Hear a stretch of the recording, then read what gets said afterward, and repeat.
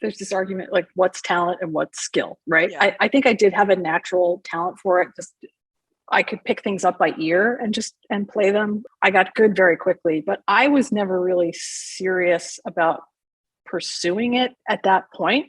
So my mom came to me and it's like, do you want to go to Juilliard prep school? And I was like, nah, I'm doing other things on the weekends. Welcome to The Defense Never Rests with Morgan and Akins, your monthly dose of uncommon sense about all things legal and some that are not. Hi, everyone. Welcome to this episode of The Defense Never Rests. As always, I'm your host, Megan. I'm here by myself today. I don't have a co-host, but I am joined by Anne Bermont. And Anne is the head of legal at Smato. Totally different background from most of us. She doesn't handle personal injury claims. She's not, well, she is a lawyer, but she is a data privacy specialist. And what is that?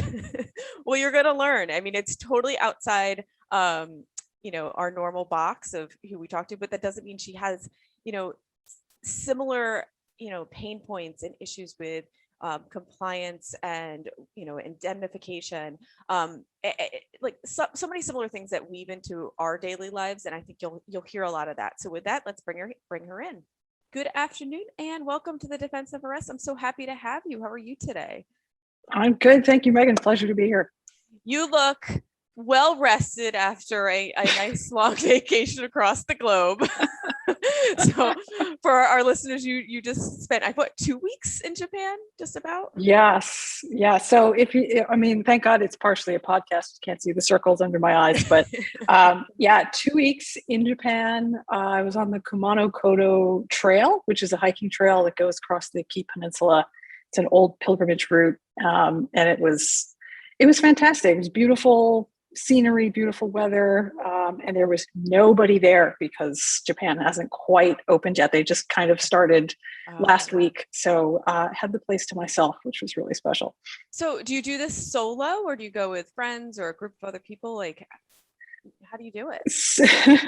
So my wife and I were planning some kind of hiking trip, like an end-to-end thing, because a couple of years ago we did a trip to Patagonia where we did it all sort of backpacking, which is not my thing. I did not know that at the time, that I don't like sleeping on the ground, that I can't possibly carry enough food for myself. And so we were looking for something a little easier to do. So we found this trip, and it was with a group. There were 8 of us, because at that time you had to go with a guided tour in order to even get into the country. So that's how that started. We were looking at other things, and I was like, you know what? I've been to Japan a couple times, and I've been itching to go back. So good time.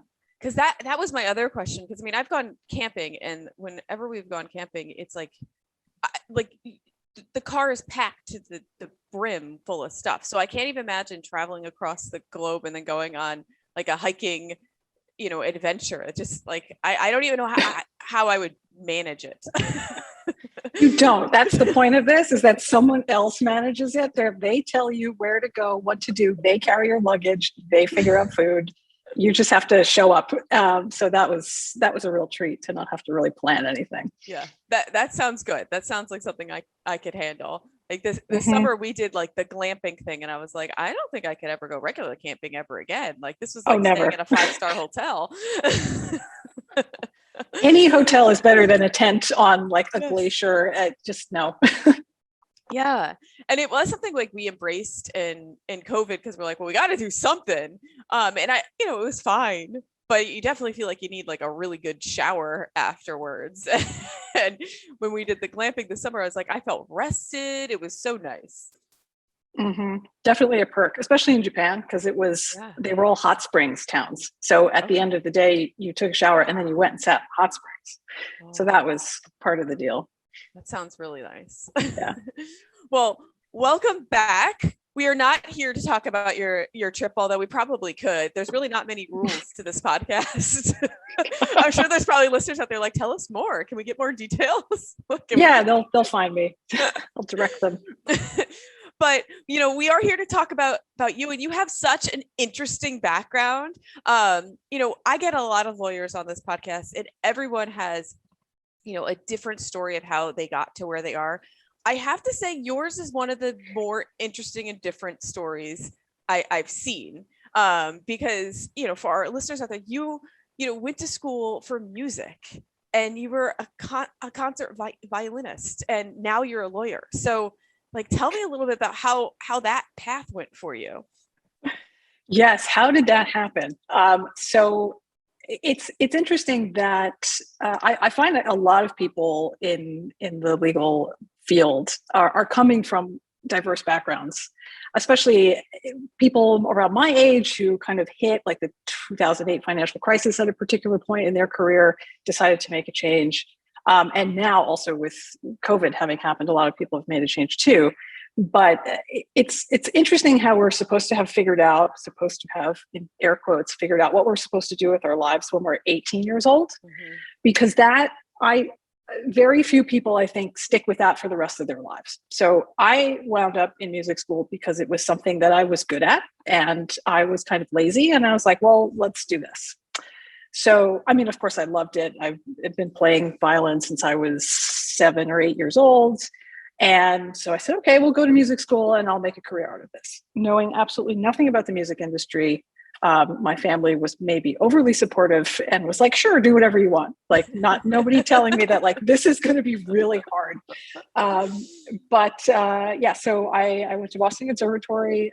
After that, I started freelancing. It was a good time to get into the industry. And so I played with a lot of theater productions, so playing in pit orchestras, playing in other professional orchestras, first in Boston, and then I moved to New York City, originally from the New York City area, and did that for a while, traveled, went on tour, saw some really interesting places I never thought I'd go to, like Estonia, Iceland. It was really great. I met so many incredible people. I have friends from that period of my life I'm going to have forever. But it is a very hard way to make a living. It's a real grind. Most people supplement their performing with teaching, which I also did. So I was mostly private students, but I was not going to pursue teaching, say, in like a classroom setting or something. So both my parents were public school teachers. I knew that was not going to work for me. And slowly I just started to kind of look around and be like, is this really going to work long-term for my life? Yeah. There's a lot about this that I love, and I never really looked to leave the industry, and I haven't. I'm still performing, I'm still playing, and if you said to me like, okay, if you can't ever play music again or you can't ever lawyer again, I think the choice would be pretty clear to me. But so I was looking at options for going back to school, because I had left after I got my bachelor's degree, did not go back to get a master's in music, and thought, what am I going to do with a master's in music if I don't want to teach? Yeah. So no disrespect to my colleagues, but this is really how it started. I thought, what is the fastest degree that I could get? That's a professional degree, and that's going to give me some kind of skill set that I could use, because I wasn't, as far as jobs that I could get to supplement my performing, it was just service industry, and nobody else wanted to talk to me, because it was like, what skills do you have? Despite whatever skills I may have had at that time. So I took the LSAT. About like 3 months later, I started at Pace School of Law. I was going to focus on environmental law. I thought that was really interesting. I was in an accelerated program, so it took me 2.5 years. And right from the beginning, I was like, I actually really like this. This is really interesting stuff. Like, I like reading. I like writing. I'm good at writing. So that kind of all went together. The whole law school process, the Socratic method thing, it was like, oh, you want me to get up in front of a bunch of people and do something? Okay, I've been doing that for 20 years already. Yeah. And through that kind of process of a lot of the practical opportunities that they offered me at law school, externships, internships, et cetera, moved away from environmental law, more into corporate, which is where I am now. And after that, it honestly went pretty smoothly, except for studying for the bar exam, which is unpleasant for everyone. Yes. Exactly. So that's how that transition kind of went from there. One question I have about like your childhood, though, when you how did you get interested in the violin? Like, is it something that was just went through school, or did your parents play? Like how was that dynamic? It came out of nowhere. Like I just always wanted to play the violin. Okay. My mom played the piano, so she tried to get me to do that. I'm terrible at playing the piano. A hopeless student. So that didn't, the hands don't want to do something similar, but different at the same time. So that didn't work. So she's like, okay, we'll, get you a teacher. And if it's something that you want to pursue, we'll do it. Again, like super supportive, amazing parents. Yeah. Like, what do you want to do? We'll pursue it, but be serious about it. If you're not going to be serious about it, we'll do something else.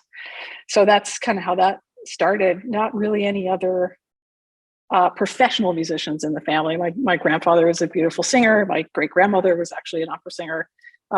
So you in have the genes, maybe. Yeah, it's there. It's definitely there. It's not like my family who like no one can hold a tune. And I mean, I may have played the flute for however many years, but I was terrible at it. I just was able to blend in with the group, No one knew if I was playing or not. That's a good skill too. That one I mastered. I was although my daughter just started playing the flute this year in 4th grade, like it's part of the school thing, like you choose to play an instrument. And I still can remember how to hold it. Don't know how to do a note or anything to save my life, but I do know how to hold it. But that's kind of why I was interested in it, just because, for her, I see like she's interested in playing, but she's not interested in practicing or any of the things that could possibly make her excel. So was it something that you were like, you had a natural, talent for it, and you were just really, you put a lot of effort into it, or did it just come super naturally to you? I would say, well, there's this argument like what's talent and what's skill, right? Yeah. I think I did have a natural talent for it. Just I could pick things up by ear and play them. And the way that I was taught was I was kind of learning everything all at once. So the reading the music, what does it sound like? What does it feel like all together? So I picked it up really quickly. I got good very quickly, but I was never really serious about pursuing it at that point. So my mom came to me and it's like, do you want to go to Juilliard prep school? And I was like, nah, I'm doing other things on the weekend. You're a kid. You be a kid. Yeah, I don't know. I'm like 12. I have no idea if that's a good idea or not. It sounds like a lot of work. Yeah, I want to hang out with like my friend Sally and go get ice cream. Like exactly. It was like so that I kind of was, practicing every day because that's what was expected, and I understood that you're not really gonna, get anywhere if you don't practice. And my private teacher would have given me a very hard time. But I was kind of labeled as undisciplined, which I think is funny now because I'm an extremely disciplined person in a lot of ways. So like, well, you're never going to get very far because you're not disciplined. And I'm like, well, I don't really know what that means, but ignore. Yeah.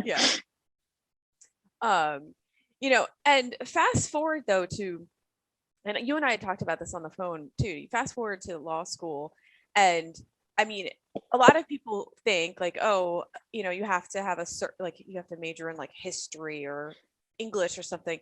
But I think having that creative mindset combined, like really like pulls both sides of your brain together to make you like, because you have to have a lot of analytical thinking to play an instrument and to play it well.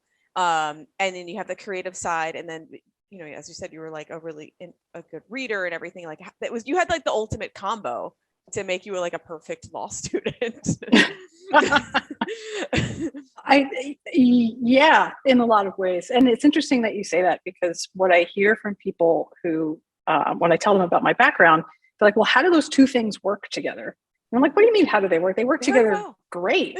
It's because you get to a point in, say you're about to perform a piece of music, like, what it feels like to be prepared. And what it feels like to not be prepared. Mm-hmm. And knowing how to fill in those gaps is so important. And it's the same with practicing law. Like if I'm about to discuss with somebody a very complicated topic that they need to understand at a certain level, I need to be fully prepared. And if I'm not, that makes me very uncomfortable. And I have to go back and fix what that is and why don't I understand it or what is missing. And that's the problem solving piece for me in that regard. Same with any kind of argumentation that I have to make. Like, I'm prepared from my end and I'm prepared from your end too. Like, yeah. I've got your argument down for sure. Yeah. Well, and I mean, you have to be. I mean, that is like, Of course. I mean, I think for at least for me, the most important part of preparation is knowing how to respond to their argument. Like, you can Mhm. say what you want to say to your blue in the face, but if you don't know how to respond and know what they're going to argue and have your plan, then you've almost failed, or you're at least you're behind now. Now they're ahead. Mhm.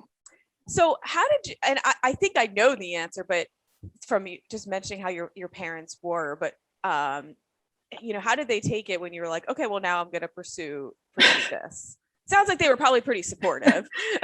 They were supportive, but also surprised, because I didn't really discuss it with them. I kind of was going about it in a, like, let's just do this step by step, like look into schools, take the LSAT, see how I do, see what kind of offers I'm going to get. Because that was the other thing. I thought, I am not going to pay to go to law school. So I don't have the money. So someone's going to have to give me something. So Yeah. what is this going to look like? Is it going to work out at all? Or am I going to have to, wait a year, whatever? So because everything happened very fast, I got my scores. I had already made an application to the school that I wanted to go to, and I was accepted. And they're like, come next week. And so I was at dinner at my parents' place, and I'm like, well, I'm going to start law school next week. And they were like, oh, okay. That's kind of the extent of their surprise. Like, they're not flappable people. But it was like, oh, do you need anything? Like, what? Yeah. And went from there. And I think what was really helpful to hear from them as well, them knowing kind of what struggles I was going with as a freelance musician. They said, if you don't like this, you don't have to do it. Like, you can stop, which may have been the first time they ever encouraged me to, like, maybe not pursue something fully. Yeah. Yeah. And I guess that pressure, like, even though it was all well-intended pressure, it was still pressure. Like, oh, I need to, like, from a young age, if I need to do this, I need to do it fully. And then it's hard to get around it at some point. You're like, wait, like, I can change my mind now. Like, I did pursue it fully. It's fall, but it's not making my bank account full. So I need a plan B now. Yeah, for sure. And it's also, there's a big focus in my family on the value of education. So it was like, well, of course, yeah, go back to school, do whatever you have to do. Yeah. Well, so take me through then you go through law school and you get into corporate. So, tell us now where you are now, and how you got to where you are, because that is a bob and weave path for everyone as well. And at least yes. for me. Yes. Yeah. When I look at my resume, it gives me anxiety sometimes. I'm like, oh, is anyone going to understand this? It's just good things to talk about. It just gives people questions to ask you. Well, yeah, which is great, because I think if you're looking for someone who has a very sort of straight trajectory, then I'm not going to fit in there anyway. So good. But right now I'm the head of legal at Smato. Smato is an ad exchange ad serving platform. So what that means is we have a service and a platform that connects digital advertisers and digital advertising properties. So say you're on a website, an ad pops up, how does it get there? Well, we're part of that process of making sure that ad gets from the advertiser to the publisher so that you can see it. And that entails a lot of privacy considerations. Just for everyone who's listening, no, we do not sell your data. We're not doing anything nefarious with it. Please check our privacy policy. I just looked at it. It looks great. And we're part of a larger media organization called Verve Group, which does a lot of similar things, also some support functionalities for advertisers and for publishers as well. So being in-house, I do everything, which is really exciting because there's always something to do. There's always something new to learn. It never gets boring. It can get complicated, but it never gets boring. So I've been here for over a year and a half, I think. And I have a wonderful team. Just want to shout out to them because I was just on vacation and they handled everything spectacularly. And nobody texted me or called me, and it was great. That is a good team. Yeah. And a good example for you as the head of the team to be like, I am taking off and I trust you to handle this. Yeah. And so I came back and I'm like, do they need me? Because it seems like everything's fine. But then at the same time, yeah, I thought, okay, well, we must be doing pretty well because there were quite a couple of complicated things that went on while I was out. So how did I get to where I am now? Definitely an interesting path. So prior to this position, I was in-house at People Connect, which is a IT company. They own some media properties. They're based in Seattle. I wasn't there for very long. My wife was out in Seattle working for Amazon, and then she got transferred back to New York. So back to New York we went. And in that period, COVID happened. So I was kind of looking for the next opportunity for a while, which was kind of a terrible time to be looking for a job, to be honest. Yeah. But it took that time to so get much my privacy during that time. It was probably the hardest period of my life. I think it just so much that I thought was going to happen because I was like coming back to New York and I had this plan and my life was going to be like this. None of that happened. Everything turned out to be different and everything turned out to be better than I expected. So that's a lesson in sort of keeping an open mind to what could potentially happen. But yeah, I took that time to do my privacy certification. So I'm certified information privacy professional for the US and for the EU, which is super helpful for the work I'm doing now. And probably for any work I will do in the future as privacy becomes more and more cornerstone of general practice. During that time though, that you like came back to New York and you were kind of in between things, like, did you have an idea of what you wanted, or were you kind of like floundering a little bit, being like, I don't know, I just don't know? 100% floundering, full flounder. I took some time off. I was taking some auditions because I didn't know if I really wanted to continue to practice law, actually. I hadn't had great experiences up to that point. It was so I was in private practice prior to going in-house, and that was not for me. It was a small firm. There was not really room for me to expand my practice or to grow in any way. It was not the best working environment for me. And then I was in Seattle, as a New Yorker in Seattle, first off, the culture shock was like enormous. I'm more comfortable in other countries. And, the job was good, but it was kind of a similar, like, we're just going to do this one thing and there's not going to be like a lot of room for expansion. So I thought maybe this isn't working out for me. So thank God I didn't win any of those auditions because all of those orchestras folded during COVID. Yeah. Thankfully, they're back in some capacity now. So it was really difficult, and I didn't know whether there was such a thing as a legal position for me that was going to work, that was going to keep me interested and provide me a path forward, something sustainable that I could do for my career. But I did it anyway. I started looking at jobs and I really landed in a good spot. I knew right away after I was interviewing with them that this was just a real good opportunity for me, and it has been. And not to like dwell on that time, but I just remember it, like the uncertainty for myself during that time, and then you're like stuck in the home. So and you're in New York City, where it was like I can't even imagine. You're stuck in like probably a 1 or 2 bedroom apartment, Mm-hmm. and your wife is working, and you're like, I'm sure your in the mental same room. yeah, I'm sure your mental state was like, oh my God, what am I going to do with myself? And like, it just takes a toll on you. And I mean, it took a toll on everyone with everything that was going on, but having that uncertainty, I'm sure it was just really difficult. It was, and eventually we were rescued. So we wound up going to live with my parents, which is another challenge, when you're in your late 30s and you're living with your parents. And during a pandemic when nobody can leave the house and there were all sorts of other things going on, and it just transported me immediately back to being a teenager, which I'm sure was not pleasant for anyone. And I apologize publicly for that. least you're owning it now. It was rough. We got through it. But yeah, it was in retrospect, it was the best thing that could have happened to me that period, because it just took everything away except for the really important things. And I had to focus on, okay, I have my health and I have my family. And, I do have these skills that I can leverage in some way to support myself. And so that was really important. I think it just got rid of a lot of unnecessary things, so that we're starting with, okay, what do we need? And then what do we need going forward?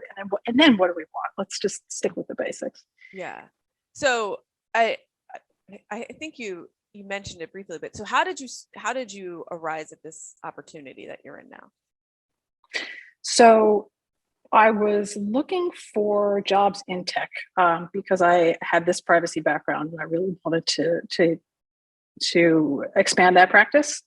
I had been working in privacy, I want to say sort of unofficially, because I didn't have these certifications. Not that it necessarily, it's great if you do. If you don't, you work in the industry, fine. So because I think that's where we're going as far as the majority of corporate work. So as far as advertising, I did have some experience with that from my previous position, because they were on the so-called publisher side, where they had inventory that they wanted to fill with advertisements in order to monetize. So starting with that, I began a conversation with this company. They were looking for senior legal counsel at that point to handle that, as well as all of the other good things that come along with in-house work, mostly, interestingly, employment issues, and that overlaps with privacy as well. So your employment privacy policies, that gets complicated because Smato has offices all over the place. So there's, an applicant policy for Singapore, and there's an employee policy for Germany, and there's a different one for China, but nobody really knows what that one means. And so there's a lot going, there's a lot to handle at once. And so when I started, it was myself, a legal counsel who had been there for 5 years, but was slightly more junior than me. And we were working closely with the COO of the company. Shortly thereafter, the company was bought by the larger Verve Group. And so there was a period of time where I thought, I've been through one of these before, and I'm not sure what's going to happen. But in the end, it worked out well. They put me in as the head of legal, where I have been doing everything ever since. Again, I have a great team working under me. There's also a larger legal team, the Verve Group and their parent company that I work with very closely. And so it's kind of a nice hybrid of having autonomy, but also having a support system as well. Yeah, that is something that I've come up with a few people I've had on the podcast who kind of started out at a smaller company or more of like a startup, and then get a purchase happens. They're like, it's almost, there is that level of fear when it first happens. Like, is my job safe? Is my company safe? Am I gonna be expendable? And then the end results, what I've heard a lot is, well, now I work at a startup, but I have a large financial backing. So it makes things a little bit more comfortable as to making decisions, and especially decisions on spending. It's not as tight as it may have been at a startup. Did you know that? Yeah. It's interesting because Smato's been around for 20 years, and the company that bought it has been around for 2. So there was kind of this like opposite time, but still both were very well established. So what was interesting is we almost had too many resources. So there were some pain points and growing pains there to kind of decide, are there redundancies and what are we going to do about that? And that's something you'd see more in a merger. Was not a traditional merger because Smato is still operating as an independent company, but you can't have redundancies. That's not going to work on the P&L. So that was difficult in some ways, but we're growing very rapidly, which is also encouraging. And again, globally. So that's a fun thing for me too, because I went from music industry, everybody's from all over the place. Now I'm in this industry and everyone's from all over the place. And I like that a lot. Yeah. And you love to travel. So hopefully that is part Yeah. of your role. You get to, go on business travel to some of these wonderful places. Well, yeah, it's usually they don't want to see the lawyers. It's usually they want to see the business development and whatever. I think we did have sort of an offsite project last year, but it was in New York City. So I was like, well, okay, that's not Berlin, not Singapore, but we'll see what the future holds. So, how has it been, or how was it coming in though? And you're coming in at a pretty high position, but you're new coming in, and now you have this team, and you have to manage, different personalities and work, and working styles. Still in the pandemic too. So I don't know if you're in an office or at home, but how is that experience for you? Trying to manage a team remotely, it's difficult. Yeah, it would be remote kind of anyway. So I have one team member who is in Germany, another who is in New York. I work from home on Long Island. We're kind of all negotiating this like hybrid workplace kind of situation. We always, like from the beginning, had standing meetings, checkup kind of things. There's more than enough time to handle everything that needs to be handled, and also have kind of this casual conversation about whatever that is missing when you're working from home. You don't have the social interaction. But when I started, we were all kind of on the same level. So, and I still feel that like titles are not important to me. Obviously they are to the outside world, but it's a collaborative team as far as reporting who makes decisions. It's very clear kind of who has what authority to do what. So for my team, that's been fairly, I hope, easy to manage. I hope they say the same thing, because we're in constant contact. And if there's any question about anything, we're always communicating. With the larger team, that was interesting, because this is the first time that the larger group had kind of acquired a company that had its own legal team. Yeah. So they're like, well, what do we do with you guys? Like, well, it's still an independent business. I'm still going to run it. If you need something, tell me what you need. And likewise. So now we have multiple people in the larger organization who can work on data privacy, or if there's something having to do with mergers and acquisitions, we have specialists for that now. And it's not just, two of us trying to figure out what to do. So I prefer working from home. I didn't realize that working in an office was giving me the level of stress and anxiety that it was, which has been a good thing to realize, because I think that was kind of why I was so disenchanted with practicing going into the pandemic and being like, I don't want to do this anymore. I think people work in different ways, and it doesn't always look like a person sitting in front of a computer. Like, I do my best thinking when I'm doing something else. So I can barely sit still anymore. If I was in an office, I'd be like wandering around the room, looking in the refrigerator, just generally looking like I'm not doing any work, but I'm thinking about something. Yeah, I feel that so much, because I am a fidgeter. I don't sit well. Like, I don't sit still very well. But I love working from home for that same reason. Like, there's no one around judging me that I'm like, pacing around my house or whatever it is, because it's the same thing. I just, that's where I think. Like, I don't think very well just like sitting here in front of my computer being like, okay, now you need to think. Like, I just, I need to get away from the computer so I don't have the distractions of the emails. In fact, one thing I've started to do recently, I move out of my office if I need to like concentrate. I just go to a different room, so my computer is away from me, so I can just concentrate on what I need to do.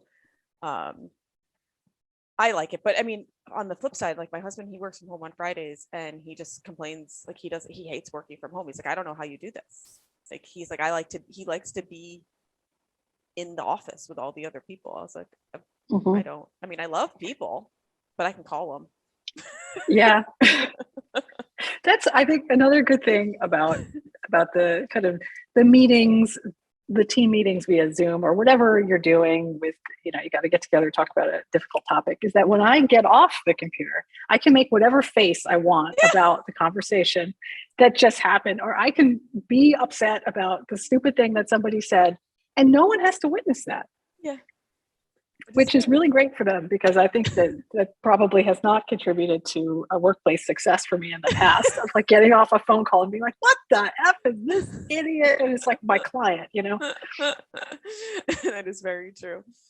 Yeah. So, and one thing that you had mentioned, though, that I see kind of a parallel between your life in music to now, because you're talking about how I know every day's different. You're juggling a lot of things, and I feel like when you were fully immersed in your musical life, you were juggling a lot of things between, freelancing, teaching, everything that you're doing. And now each day, who knows what you're going to get thrown your way, and you have to juggle so many things. Have you seen that parallel in your own mind? Yes. It's different genres, right? Mm-hmm. Different genres of legal practice, different genres of music. So it's what I just try to approach every day, like just ready, not anticipating anything, but we're just ready. And definitely something I'm learning as I mature in both fields is that 15-minute rule. Like something comes in and it's like, it's an emergency. And it's like, I'm going to wait 15 minutes before I decide whether it's an emergency, because if I just jump on this right now, chances are I'm going to trip over something and it's going to be a mess, and I'm going to screw it up or miss something. So going slowly and kind of handling things in a very methodical way is really important now. And it doesn't necessarily come naturally to me. Like, I want to solve it now. I want to solve your problem, and your problem will be over in 5 minutes and everyone will be amazed. And that doesn't always work. I want to do that too. This magic wand, problem solved. Yeah, with everything in life, like even like with my kids, if they have an issue with their friends, I'm like, I just want to fix it for you, and so we can move on and everyone can be happy. Yeah, and people find that really annoying. They're like, "You're not listening to me." I was like, "No, but I'm solving your problem." Which, that's a psychology podcast. We need another professional on to unpack that for us. So, I on this podcast, so we talk a lot about pain points. And so what are some, like, and you're outside of like my typical industry. Like, I work a lot in claims. So I see, personal injury claims or property claims. And so my pain points are very different from what yours may be. So I'm interested, I'm sure my listeners are interested. Like, what are your pain points on the day to day? What do you see that is like, makes you want to like bang your head against the wall? Yes. So in the programmatic advertising industry, things are constantly changing. So what the standards are, say, for collecting a consent from an end user to place an advertisement on their device, is constantly changing. It's different everywhere. It's becoming even more diversified. So, for example, in the EU, you have the General Data Protection Regulation, GDPR, been around since 2018. Pretty restrictive for what you can do with personal data or end user data subject data, however you want to define it. In the US, we've had California with kind of a similar but different rule protecting consumers, which is now changing for next year. We have new laws coming out in Virginia, Colorado, Utah, and Connecticut also next year, all of which are similar but different. So just in that one space, we have an issue because the consent that's passed from the end user to the publisher, then goes to us, then goes to the advertiser, basically says, yes, you can do X with this data. And if we don't have that, we can't do anything with it. Nobody makes any money. Mm-hmm.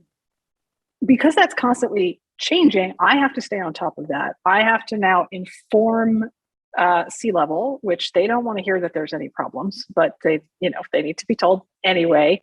Engineering may need to do a build out to make a change, and not even made, like they have to stay up to date with this. And usually we don't have a lot of industry guidance on that. So for example, like major industry players or groups will come up with certain guidelines that maybe we can follow or whatever. So how do we want to go about doing these types of things? Because there's a way to handle it that's very letter of the law, but we're also a business. So there needs to be a risk assessment of everything that we do to say, okay, what we want to do the right thing by the law, comply with the spirit and letter of the law. But if that means like we basically can't route any data anywhere, then we can't be in business. So how do we negotiate this?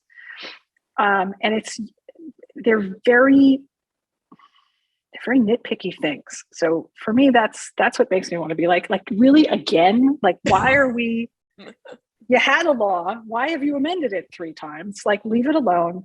And also because nobody wants to hear this news. But what is helpful for me is to look at it from a solutions perspective. So if you have all of these different things, what are the commonalities? If you want to have a common one-size-fits-all approach, or best practices approach, how do you do that? If you want to do it instance by instance, how do you do that? And working with people who can get me the data to show what is actually on paper, say, the most beneficial from a business perspective, and then I can give my opinion on what's most beneficial from a legal perspective. And there's so many different teams involved in these too. So it's difficult to get everybody together on the same page. Everyone has different opinions about how it should be done. But that's also, mostly what happens. That's mostly what I'm doing. Say, hey guys, this is coming down the line. We have to address this in some fashion. Yeah, but then it's like just managing a lot of, like, you're kind of the bearer of bad news. Because there's, you've been doing something one way, and now you're saying, okay, well, this is coming. We're going to need to pivot a little bit here. And then by you saying that probably makes people unhappy. Like the C-suite might be unhappy. Yeah. Like, it's a financial thing. It's a business compliance thing. And then they're like, oh man, legal. Every time legal shows up, they tell us we have to do something different. I try to deliver the news nicely. It's just more work for people, and I understand that. It's more work for me too. And that's just one example of kind of the many different pieces that are constantly changing. And that's a reflection of consumer attitudes towards privacy, which is totally understandable, because we don't have this overarching data protection, data privacy legislation in this country. We may have at some point. Somebody asked me to speculate on whether I thought that would happen in our lifetime, and I refrained from comment. So but do you? That was my question though, because I mean, I hear it a lot too with like with regulation of marijuana too. That having the state by state rules or laws is very different, or is very difficult to manage. Compared to, like, say, Canada, that has, a countrywide regulation. So, I imagine having the state by everything, privacy laws different state by state makes your job harder. I mean, let's take the other countries out of it. So would that be preferable to have have it be regulated on a national level? Yes, it would be great. I think that the time for that has probably passed. When California came out with the California Consumer Privacy Act, CCPA, that was the time for the federal government to step in and be like, okay, we see where this is going. We're just going to adopt this, as kind of convoluted and screwed up as it was, that law at the time. We're going to adopt this on a federal level. Or at least, minimum standards for all 50 states. But I don't think there was any political interest in that. I still don't think there's really any political interest in that.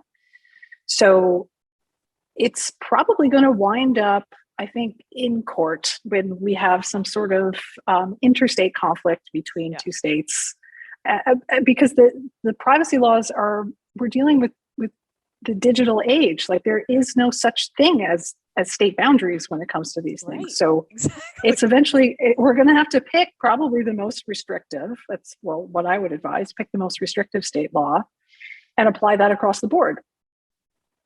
So that's where we're headed, probably. I think about it in the most simplest form. Like, say, like, I'm downloading an app, and you accept whatever privacy standards. I'm physically located in New Jersey. Now, if Mhm. I've accepted that app and those privacy standards in New Jersey, but then say I fly to California and like, how does that impact it? Like, and I use that app and like then my information gets exchanged, or whatever information I agreed to share Mhm. gets exchanged in California. Say it has more stringent standards. I don't know if it's more stringent or not, but then like to me that seems like a legal cluster. I mean, it's probably a law school exam problem. You know, It is, yeah, moot court, 100%, because each law is going to define its boundaries differently. So, is it based on whether you're a citizen or whether you're present physically in the state? And they're not all the same.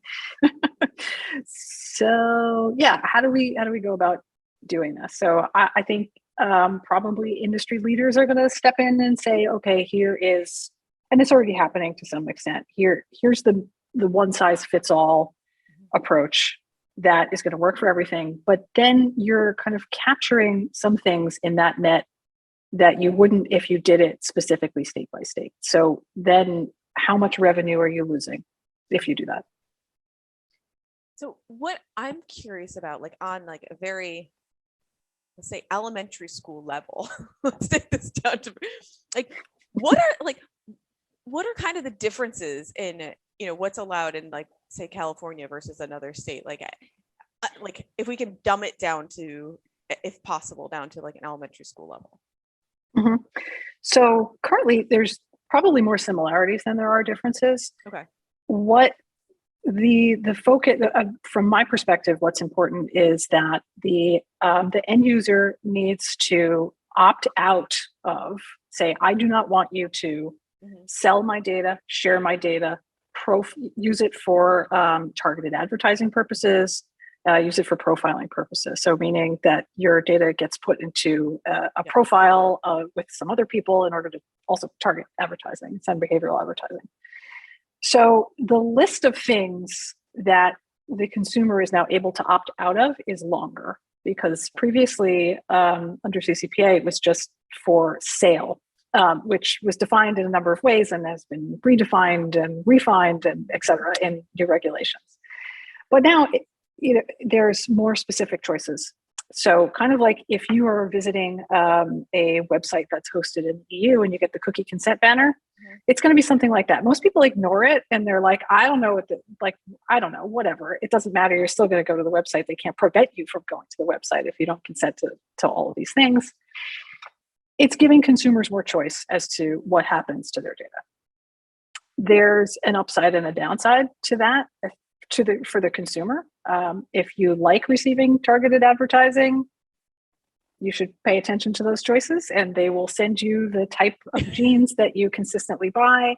But we're also not talking about, I should also mention that under the Virginia law that's going to be effective January 1st, you can also opt out of sensitive data. So now we have different categories of data. So things like your IP address or geolocation, is that sensitive? I mean, rough geolocation, not your precise geolocation. That's not really considered sensitive. What would be considered sensitive? Bank account information, your like full name, social security, stuff like that. Yeah. So you can opt out of sale of that. Yeah. But what you have on your device, what's being sent is your device ID, your rough geolocation, if you consent to that, because you can obviously adjust your privacy settings. And information about the app that you're using. It can be put together to identify you as an individual, but it's not, your biometric information. Yeah. It's a very different thing. So there's just not a lot of understanding, I think, on the consumer side of how that happens. And is it really an intrusion of your privacy to receive a targeted advertisement?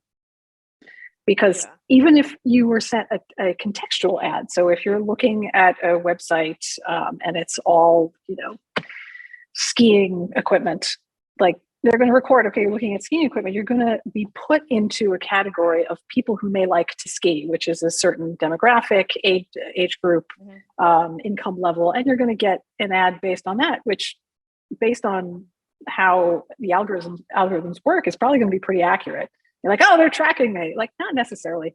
Go to your privacy settings. If you don't want to be tracked, turn it off. Yeah. It always comes up for me, like when you download a new app and you have that pop up, like, do you want this app to track the other apps in your phone? Like, I'm like, no, I don't. Because I got my banking app, I got yes, all these other things on here.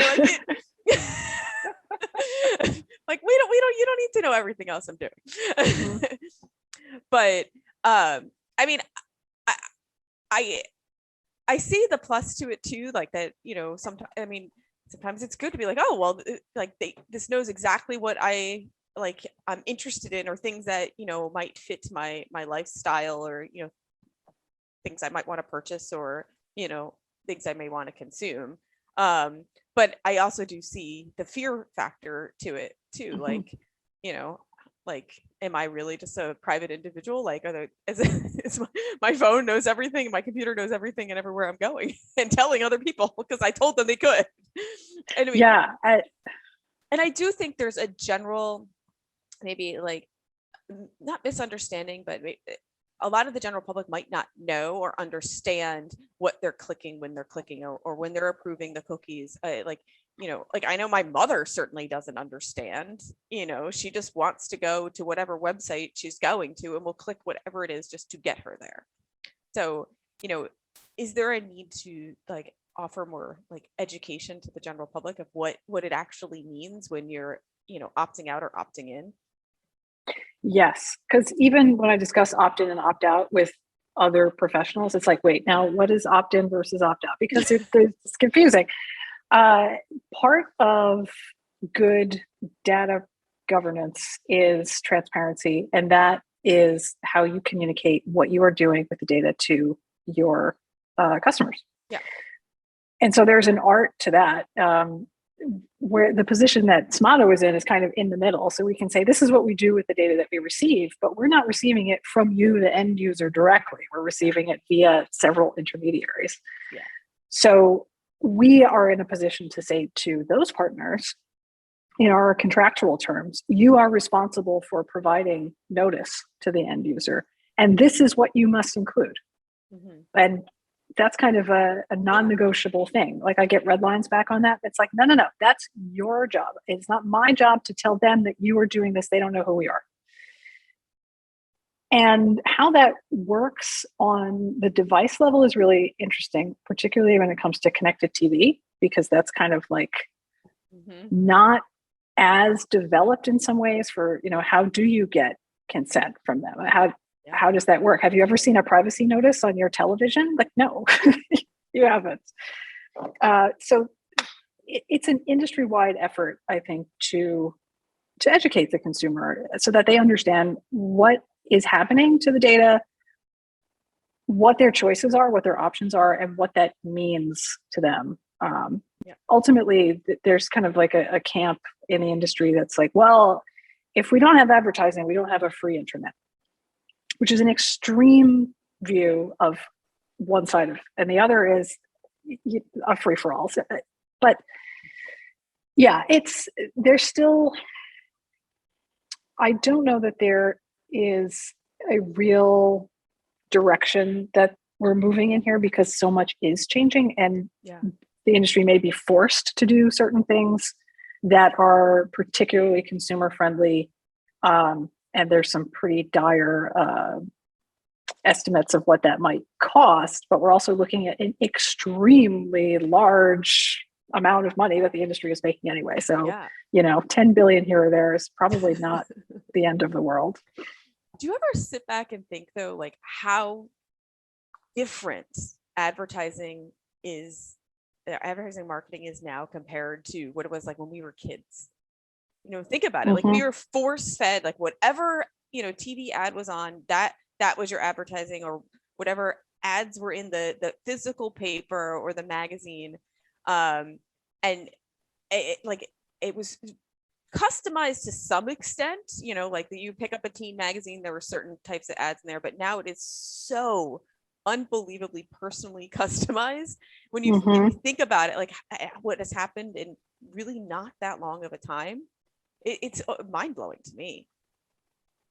Yeah, even in the amount of time that I've been in the industry, I've seen a huge change. So when I started working with some advertising, we were still like filling out these little like paper insertion orders for this particular ad at this particular time at this, and that just doesn't happen. It happens automatically. It's like 0.2 seconds that ad gets delivered to you.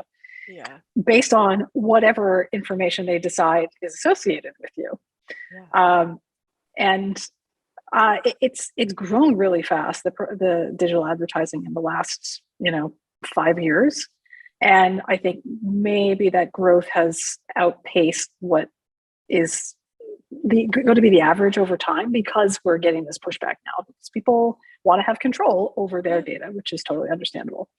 Yeah, and I do think there's probably a general fear of what data is being released. I think like the sensitive data, I think people get nervous that the sensitive data it could be getting released too. And I think that's the knee-jerk reaction.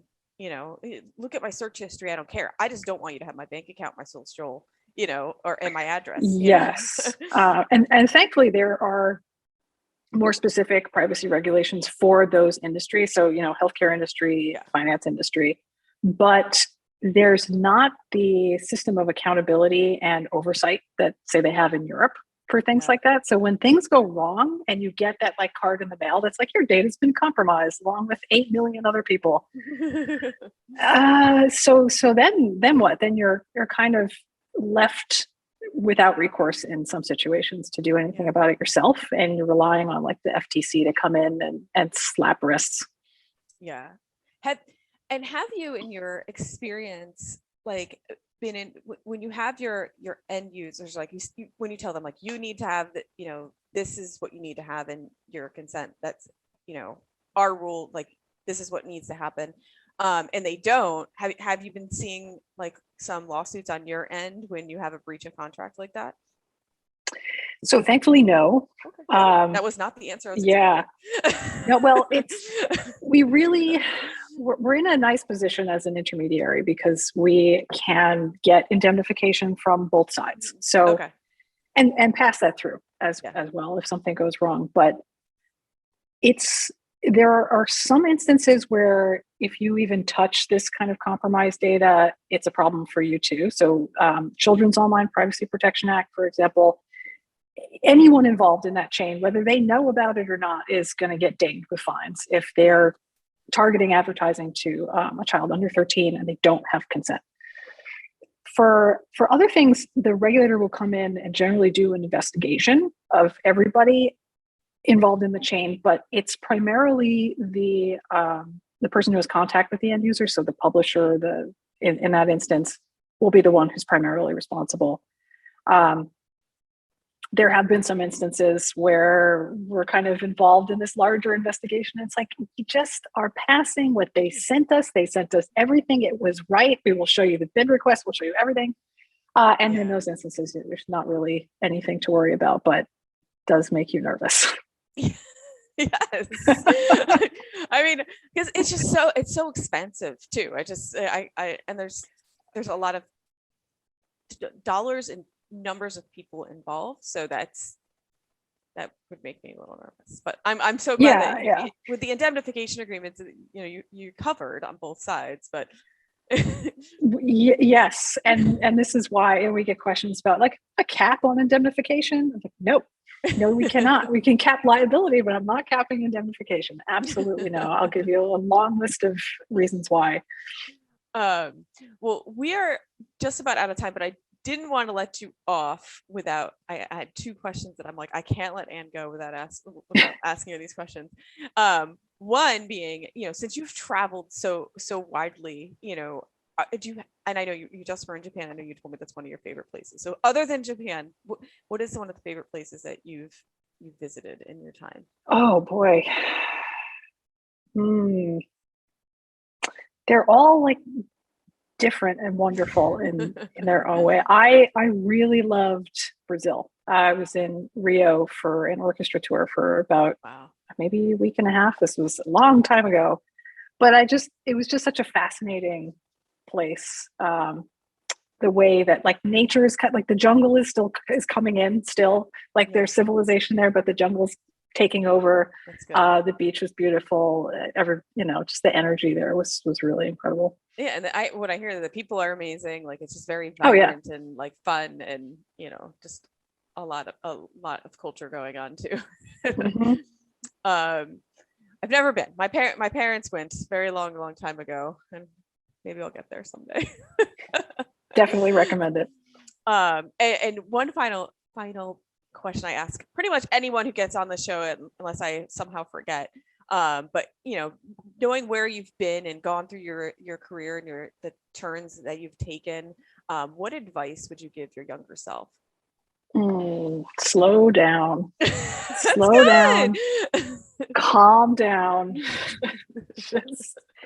I've been very lucky that I have not really stepped in it bad because I've rushed through things, but I've scared myself enough to have learned, I think, at this point, that just take a little more time and a little more care in everything that you're doing, and it'll make such an exponential difference in the end product.